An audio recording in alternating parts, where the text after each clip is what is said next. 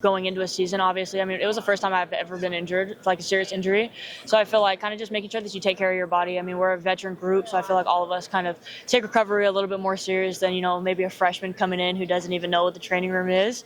I'm still working on that, but I feel like that's something that we don't try to think about. I mean, going into this season, obviously it hurt us last year, but that's not something that we're going to kind of sit down and necessarily worry about again this year. Yeah, agreed. But for me, though, I mean, I've obviously had a very long career with a lot of, injuries, which is not what I expected. So this year, I mean, my main focus has been just, the controllables. What can I control? There's things in basketball that you just can't control. It's a very, very competitive sport, a very dangerous sport, especially when you're playing at the highest level.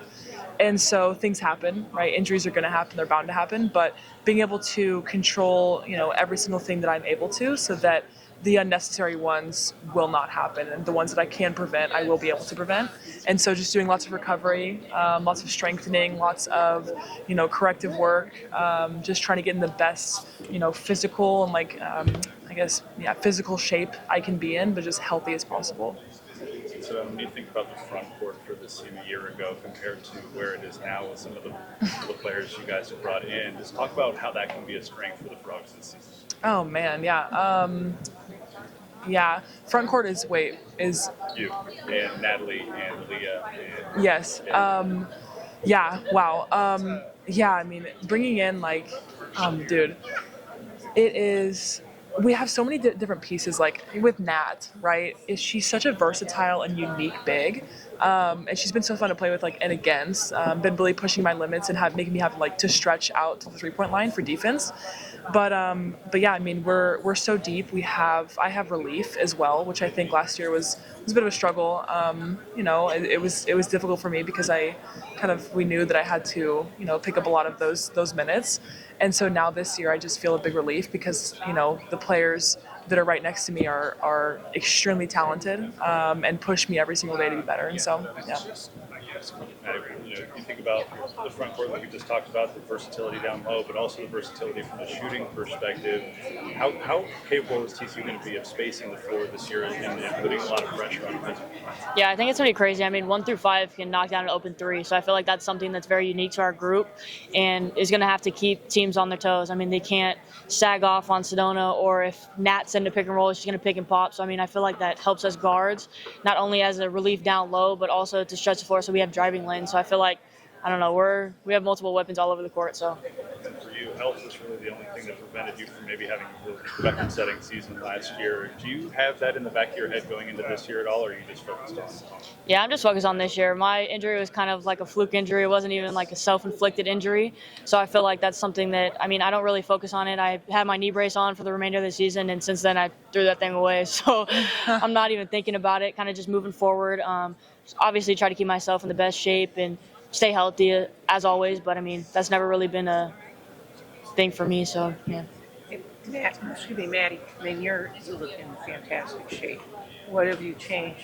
You look great. Thank you. Really nothing. I mean, I just feel like I'm trying to obviously get myself in the best shape possible so I can run up and down. We want to play way faster this year, so I need to be able to play defense and offense and play for however many minutes that I need to. So I feel like kind of just in my training, my off season, I've just been focusing on getting stronger and being as lean as I can be. Yeah. Sedona, you're healthy and feel good? Yeah, I feel really good. We've been doing a lot of conditioning, a lot of conditioning. How many other players? I mean, this is your 7th year. Yes. Do you know of anyone else who's played as well? Aoka Lee, right? It's her 7th? Oh, is that right? I think it's her 7th.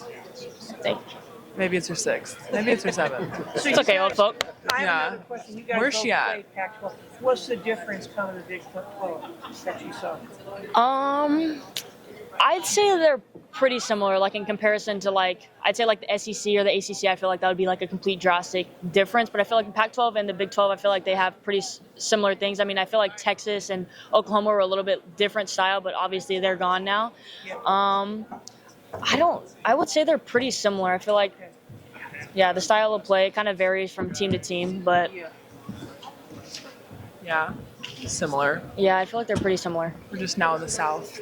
Yeah. Sedona, Coach talked about kind of trying to find your comp in the NBA and WNBA. Who do you kind of compare your game to, and who are you trying to learn from?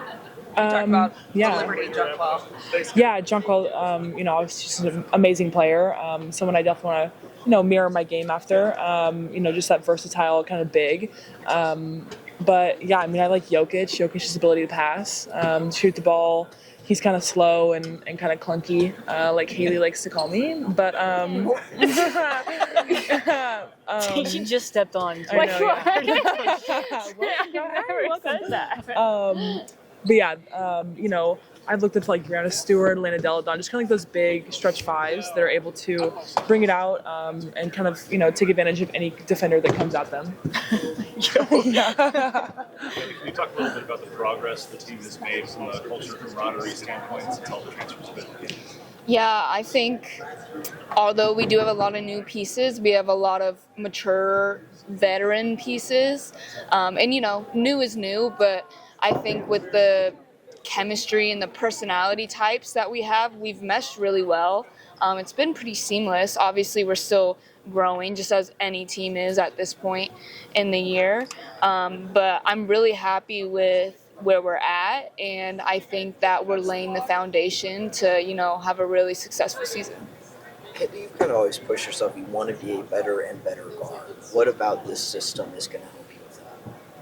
Yeah, I think this system is perfect because it's all about making reads, and there's not a lot of our sets that we're looking for just this, like this is what we're looking to get. It's all about making reads, and that's what the pros is. It's about making reads and being able to find the open person and get the shot that you want. And so there's a ton of freedom in this offense, and with freedom comes responsibility to make good decisions. So I'm getting a ton of reps at making good decisions, and that's how any player gets better. How does the decision-making change when you've got Madison Connor in one corner, Maddie Shear in another, Sedona down low? I mean, you've got options. It makes my life very easy. That's what it does.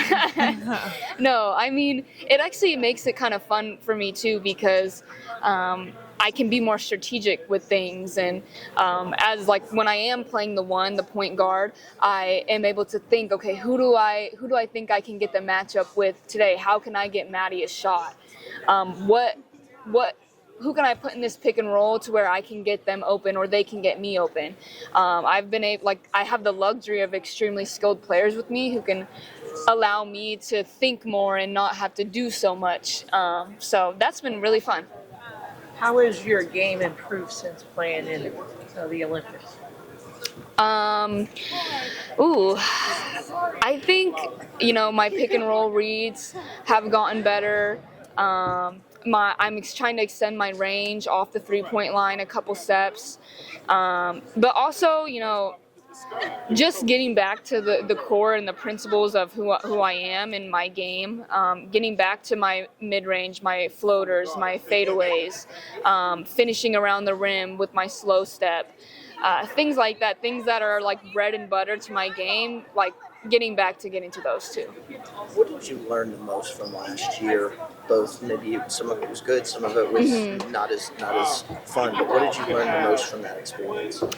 I think the last year of my career, I don't think I'm going to reap the fruits of that yet. I think that will come when I'm a pro. That year prepared me for the pros and what it's going to be like at that level. And so, from a how to regulate yourself, how to make work something that isn't necessarily perfect for you, how to make the best out of any situation. Because at the end of the day, when you're a pro, like, you don't get to pick what team you go to. You don't get to pick who they trade for. Like, that's not how it works. So I think that what I learned last year will pay off for me in a couple years, and the world might not see it yet, but I know that it's going to come. What for all three of you, because you've been in so many different situations in college, what do you bring in terms of that experience to this group? Because there's probably not a situation the three of you having either individually finished or as a experience or as a group experience, and how does that help in terms of experience and leadership? Yeah, I think there's a certain like maturity and kind of like